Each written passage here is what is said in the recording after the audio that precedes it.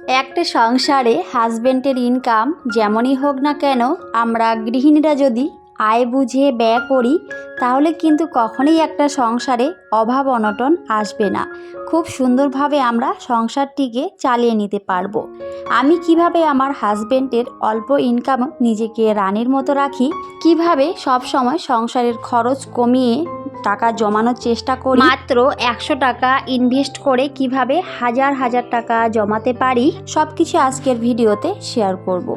I hope ভিডিওটি সবার কাছে অনেক বেশি ভালো লাগবে। আপনারা যদি এই টিপসগুলো ফলো করে চলেন তাহলে আপনারাও অবশ্যই একটা সংসারে রানীর মতো থাকতে পারবেন। তো ভিডিওটি স্কিপ না করে ফুল ওয়াচ করার অনুরোধ রইল। হ্যালো এভরিওয়ান, আসসালামু আলাইকুম। কেমন আছেন সবাই? আই হোপ সবাই খুব ভালো আছেন আর সুস্থ আছেন। আমরাও আলহামদুলিল্লাহ খুব ভালো আছি। আমার নতুন একটি ভিডিওতে সবাইকে ওয়েলকাম করছি। সকালে উঠে আমাদের গৃহিণীদের প্রতিদিনের কাজকর্মগুলো কিন্তু শুরু হয়ে যায়। তো আমিও কিন্তু আমার সংসারের একটা একটা করে কাজ শুরু করে দিয়েছি। রাত্রেবেলা যেহেতু বৃষ্টি এসেছিল, তো আমি কিন্তু গাছগুলোকে ভিতরে রেখে দিয়েছিলাম, মানে ঘরের ভেতরে। তো এখন কিন্তু আমি সেগুলোকে বের করে দিলাম আর একটু গাছের মধ্যে পানি দিয়ে দিয়েছি। আমার বাড়িতে কিন্তু খুব একটা বেশি গাছ নেই, কারণ আমি এখন একেবারে গাছের যত্ন নিতে পারছি না, তো সেজন্য কিন্তু আর রাখাও হয় না। তো পরবর্তীতে অবশ্যই রাখার চেষ্টা করব। তো এই মুহূর্তে আমি যেহেতু যত্ন নিতে পারছি না, তো সেজন্যই আমি শুধুমাত্র 2টা গাছ ওখানে রেখেছিলাম। সেগুলো কিন্তু অ্যালোভেরা গাছ, তো সেটাতে একটু পানি দিয়ে দিয়েছি। আর তার সাথে তারপরে কিন্তু চলে গেছি আমার বেডরুমে। তো ভাবলাম যে আজকে বিছানা চাদরটা একটু চেঞ্জ করে দিই। অনেক দিন থেকে কিন্তু সেই চাদরটা রয়েছে, তো সেজন্যই কিন্তু সেটা আজকে একটু চেঞ্জ করে দেব। ঘর যেমনই হোক না কেন, সেটাকে যদি আমরা সুন্দর করে সাজিয়ে রাখি তাহলে কিন্তু সেটাকে দেখতে অনেক বেশি ভালো লাগে। তবে আমরা কিন্তু আমাদের নিজের আয় অনুযায়ী কিন্তু একটা সংসারকে আমরা সাজাতে পারি। যার যেমন আয় সেই অনুযায়ী কিন্তু সবাই সংসারটিকে সাজিয়ে নেয়। তো আমার যেমন আয় সেই অনুযায়ী কিন্তু আমিও সব সময় চেষ্টা করি একটু একটু করে টাকা জমিয়ে আমার শখের জিনিসগুলো কিনে আমার সংসারটিকে একটু একটু করে সাজিয়ে নিচ্ছি। খুব একটা বেশি যে আমার সংসারে জিনিসপত্র রয়েছে সেরকম কিছুই না, খুবই সামান্য জিনিসপত্র। তো সেগুলো কিন্তু আমি একটা একটা করেই গড়েছি। একবারে যে সমস্ত কিছুই হয়েছে সেরকমও না, একটা একটা করে কিন্তু আমার সংসারের প্রত্যেকটা জিনিসে আমি গড়ে তুলেছি। আসলে ওই যে প্রথমে বললাম যে একটা সংসারে যদি আমরা আয় বুঝে ব্যয় করি, সেখানে হাজব্যান্ডের ইনকাম যেমনই হোক না কেন, তো অবশ্যই আমাদের আয় বুঝে ব্যয় করতে হবে। আর অবশ্যই কিন্তু হিসেবই হতে হবে, বুদ্ধি থাকতে হবে, তাহলে একটা সংসারে কিন্তু অনেক বেশি ভালো থাকা যায় বা সংসারে আয় উন্নতি আসে, বা সংসার থেকে টাকাও জমানো যায়। আর টাকা জমিয়ে শখের জিনিসগুলো কিন্তু কেনা সম্ভব। তো আমি কিন্তু এভাবেই চলি আর সত্যি অনেক বেশি ভালো আছি। হাজব্যান্ডের অল্প ইনকামে কিন্তু আমি সব সময় নিজেকে রানীর মতোই রাখি, কারণ ওই যে বললাম বুদ্ধি থাকলে কিন্তু সমস্ত কিছুই সম্ভব। আর বুদ্ধি খাটিয়ে চললে একটা সংসারে আপনি অনেক বেশি ভালো থাকতে পারবেন, নিজেকে রানীর মতো রাখতে পারবেন। তো আমি কিন্তু সেভাবেই চলি আর সেগুলি আমার ভিডিওতে দেখিয়ে থাকি। তো আমার যারা রেগুলার ভিউয়ার্স রয়েছেন, তো আপনারা কিন্তু সবাই জানেন।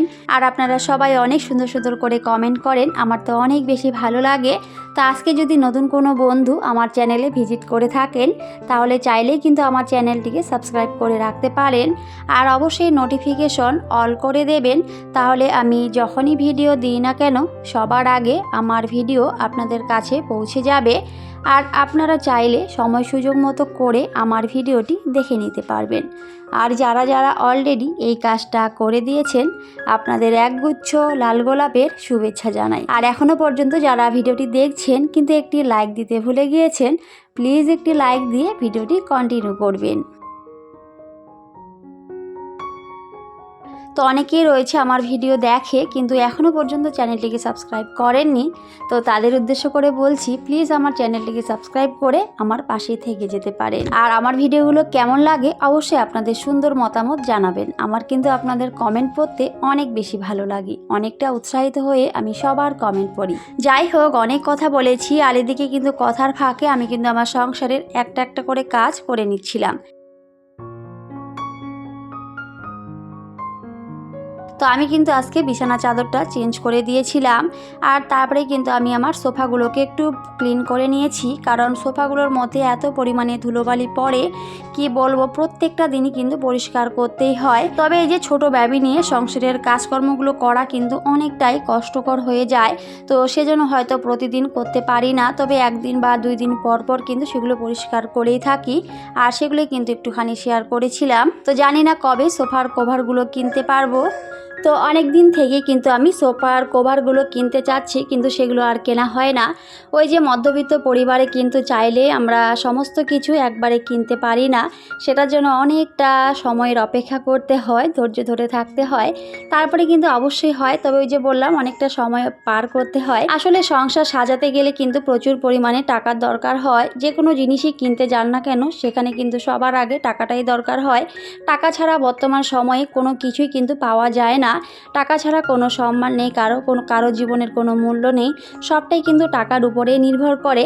হয়তো আমরা ভাবি যে টাকা ছাড়াও কিন্তু সমস্ত কিছুই হয়, সত্যি বলতে টাকা ছাড়া কিন্তু কিছুই হয় না। আমার এই ছোট্ট জীবনে যতটুকু অভিজ্ঞতা আমার হয়েছে, সেই অভিজ্ঞতা থেকেই বলছি, সত্যি বলতে টাকা ছাড়া এই দুনিয়ায় কারো মূল্য নেই, কোনো কিছুরই দাম নেই। তো সেজন্যই আসলে টাকা ছাড়া কোনো কিছুই পাওয়া যায় না। এই যে আমি সোফার কভারগুলো কিনতে চাচ্ছি, তো সেগুলোর জন্য কিন্তু আমাকে অবশ্যই টাকার দরকার আছে, আর টাকার জন্য কিন্তু আমি সেগুলো কিনতে পারছি না। যদি টাকা থাকতো তাহলে কিন্তু অবশ্যই সেগুলো কিনতেও পারতাম আর সুন্দর করে সাজিয়েও নিতে পারতাম। তবে অবশ্যই হবে, আমি একটু একটু করে টাকা জমাচ্ছি সেটার জন্য। তো একবারে তো আর চাইলে সব কিছু পাওয়া যায় না, তো সেটার জন্য অবশ্যই একটু ধৈর্য ধরতে হয়। তো আমিও সেভাবেই চলি, আর সেভাবেই কিন্তু আমার সংসারের অনেক কিছুই আমি কিনেছি, আলহামদুলিল্লাহ সেগুলো কিন্তু কিনতে পারবো। আসলে এত পরিমাণে ধুলো পড়ে কি বলবো, তো সেজন্য কিন্তু সোফার কভারগুলো নেওয়া খুবই দরকার। তো যাই হোক, এর আগের ভিডিওতে আমাকে প্রিয় আপুমণিরা সবাই অনেক সুন্দর সুন্দর করে কমেন্ট করেছিল, তো সবাইকে অনেক অনেক থ্যাংক ইউ, অনেক অনেক ভালোবাসা।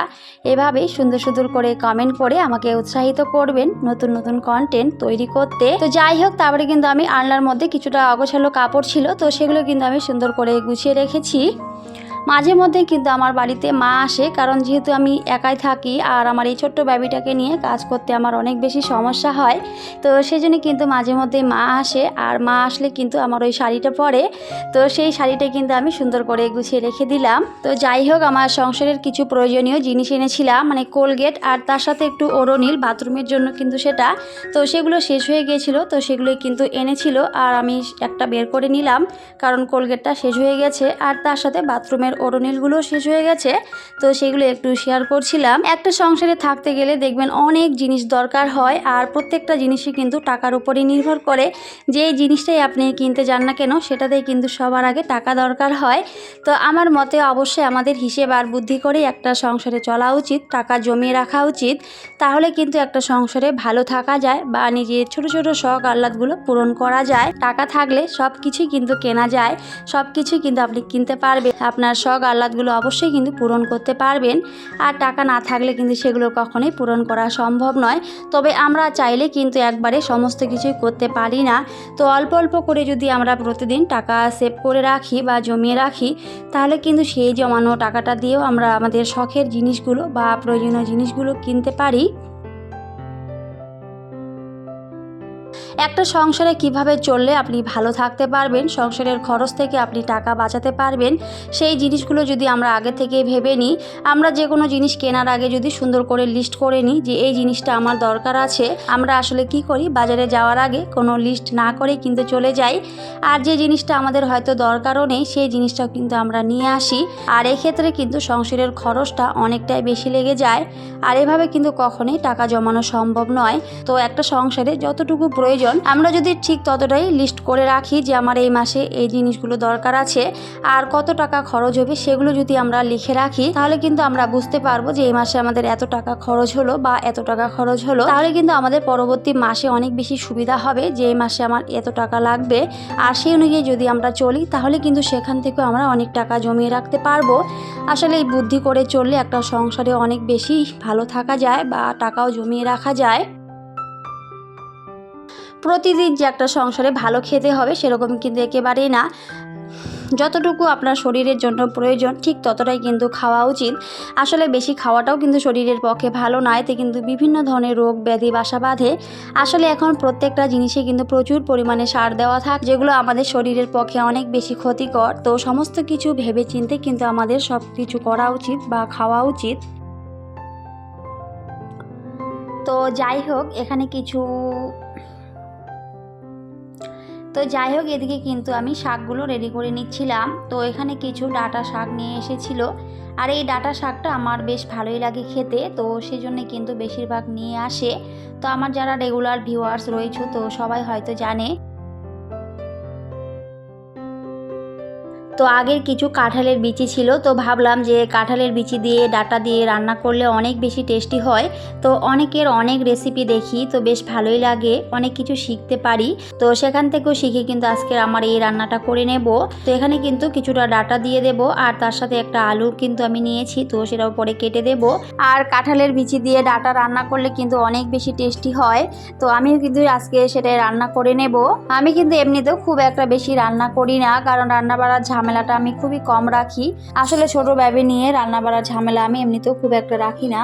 তো যাই হোক, ভিডিওর প্রথমেই যে কথাটি আমি বলেছিলাম যে আমি কিভাবে মাত্র 100 টাকা ইনভেস্ট করে সেখান থেকেও কিন্তু আমি হাজার হাজার টাকা জমাতে পারি, তো সেটা এখন একটুখানি শেয়ার করছি। তো আমি কিন্তু এভাবেই আমার হাত খরচের টাকা থেকে বা সংসার খরচের টাকা থেকে সব সময় 10 টাকা, 20 টাকা বা 50 টাকা, 100 টাকা, তো এরকম করে কিন্তু সব সময় জমিয়ে রাখি, আর যেটা আমার পরবর্তীতে অনেক বেশি কাজে আসে। এভাবে অল্প অল্প করে জমাতে জমাতে কিন্তু একটা সময় অনেকগুলো টাকাই হয়ে যায়। আসলে আমরা চাইলেও কিন্তু একবারই অনেক টাকা জমাতে পারি না, অল্প অল্প করে জমাতে জমাতেই কিন্তু সেখানে অনেকগুলোই একটা সময় পাওয়া যায়। আর সেই জমানো টাকাটা দিয়েও কিন্তু আমরা আমাদের সংসারের প্রয়োজনীয় জিনিসগুলো কিনতে পারি, বা নিজের যে ছোট ছোট শখ আহ্লাদগুলো রয়েছে সেগুলো পূরণ করতে পারি। তো আমি কিন্তু এভাবেই আমার ছোট্ট সংসারের অনেকগুলো জিনিসই কিনেছি, অনেক শখ আহ্লাদ পূরণ করেছি, আর সেগুলো অবশ্যই ভিডিওতে দেখিয়েও থাকি। আমি কিন্তু এভাবেই অল্প অল্প করে টাকা জমি আমি আমার সংসারের অনেক কিছুই কিন্তু করেছি। তো আমি আমার সংসারের যেগুলো জিনিস কিনি তো সেগুলো কিন্তু আমি ভিডিওতে দেখিয়েও থাকি। তো আমি যে ডাটাগুলো এদিকে কেটে রেখেছিলাম তো সেখানে কিন্তু অনেকগুলোই ছিল, তো এতগুলো রান্না করলে আবার পরে নষ্ট হয়ে যাবে, যেহেতু আমরা খুবই অল্প মানুষ, তো সেজন্যই। আর এই রান্নাটা কিন্তু শুধুমাত্র আমার হাজব্যান্ড আর আমি দুজনেই খাবো। আবির কিন্তু এগুলো একেবারেই খায় না, তো সেজন্য কিন্তু কিছুটা আমি তারপরে ফ্রিজে রেখে দিয়েছিলাম, আর বাকিটা কিন্তু রান্না করে নিয়েছি। তো যখন আমি আলুটা কাটছিলাম তো আলুটা কিন্তু ওখানে নষ্ট হয়ে গেছিলো, তো পরে কিন্তু আবার একটা আলু আমি কেটে নিয়েছি। আলুটা কিন্তু বাইরে থেকে অনেক বেশি সুন্দর ছিল, কিন্তু যখন কেটেছিলাম তখন কিন্তু ভিতরে ওটা নষ্ট হয়ে গেছিল। এরকম আমাদের সমাজে অনেক মানুষ রয়েছে যারা বাইরে থেকে দেখতে হয়তো অনেক সুন্দর, কিন্তু তাদের মন মানসিকতা একেবারেই ভালো না, ভিতরে হয়তো অনেক খারাপ। তো যাই হোক, সবকিছু নিয়ে কিন্তু আমাদের চলতে হয়। তো আমি কিন্তু তারপরে অফ ক্যামেরায় কিন্তু রান্নাটা করে নিয়েছিলাম। আসলে সবকিছু যদি ভিডিওতে শেয়ার করি তাহলে কিন্তু অনেক বড় হয়ে যায়, এমনিতেও ভিডিওটা অনেক বড় হয়ে গেছে, তো সেজন্য একটুখানি শেয়ার করেছি। তো যখন রান্না কমপ্লিট হয়ে গেছিল তো তারপরে কিন্তু আমি খাওয়ার জন্য ওখানে নিয়ে নিয়েছিলাম, আর তারপরে কিন্তু আমি খেয়েও নিয়েছি। আর অনেক দিন পর এভাবে কাঁঠালের বিচি দিয়ে ডাঁটা আলু বানিয়েছিলাম, সত্যি অনেক বেশি টেস্টি হয়েছিল, অনেকটা তৃপ্তি করে কিন্তু খেয়েছিলাম। তো পরে কিন্তু এদিকে আবার কিছু চিংড়ি মাছ নিয়ে এসেছিল, তো ওগুলো কিন্তু আমি পরে রান্না করে নেব। তো ওখানে কিন্তু আমি পানি দিয়ে ভিজিয়ে রাখলাম, তো ওগুলো পরিষ্কার করে নিয়ে পরে কিন্তু রান্না করে নেব। একটা সংসারে কতটা আপনি ভালো থাকবেন সেটা কিন্তু সবটাই নির্ভর করে আপনার নিজের উপর, কারণ আমরা যদি সংসারে আয় বুঝে ব্যয় না করি বা একটা সংসারে কত আমাদের খরচ আছে সেগুলো যদি আমরা না বুঝি তাহলে কখনোই সংসারে উন্নতি সম্ভব নয়। তো আজকের এই ভিডিওটি সবার কাছে কেমন লেগেছে সবাই অবশ্যই কমেন্ট করে জানাবেন। সবাই খুব ভালো থাকবেন, সুস্থ থাকবেন, সবাইকে টাটা, আল্লাহ হাফেজ। দেখা হবে পরের অন্য কোনো একটি ভিডিওতে।